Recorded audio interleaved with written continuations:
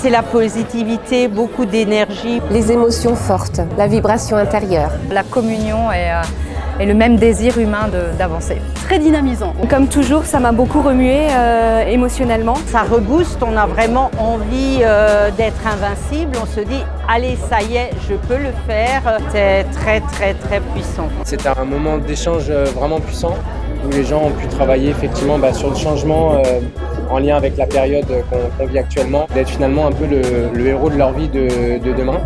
Le thème de ce jour était axé sur le changement. Dans une phase de changement, la première chose à faire, c'était de prendre conscience du changement, de ce que ça allait amener, accepter, s'organiser pour pouvoir mettre la barre plus haute et pouvoir continuer à fonctionner et à être toujours une meilleure version de soi-même. Ça permet de se libérer, ça permet de se détacher, de lâcher prise, de prendre du recul, de pouvoir mieux avancer. Des fois, l'instant de la pause est important pour faire un point avec soi-même. Les gens ont besoin d'avoir les codes pour savoir comment faire.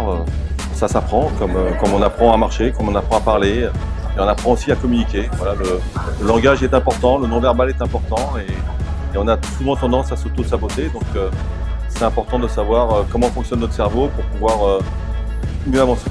On a tous des capacités en nous, et il suffit juste de savoir, de les déterrer pour certains, de les découvrir pour d'autres, pour pouvoir performer dans son activité personnelle et professionnelle et aller de l'avant.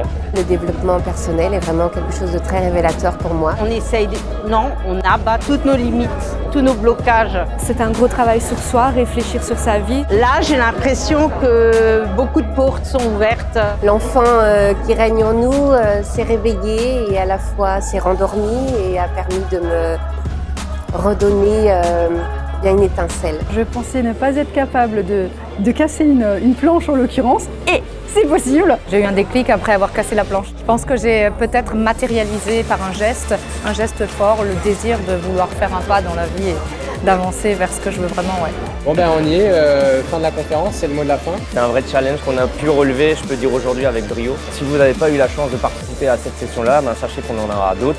Que c'était une première en Alsace et qu'on a vraiment hâte de pouvoir organiser les prochaines, n'est-ce pas? C'est vrai, c'est bien. En tout cas, je vous dis à très bientôt. Yes.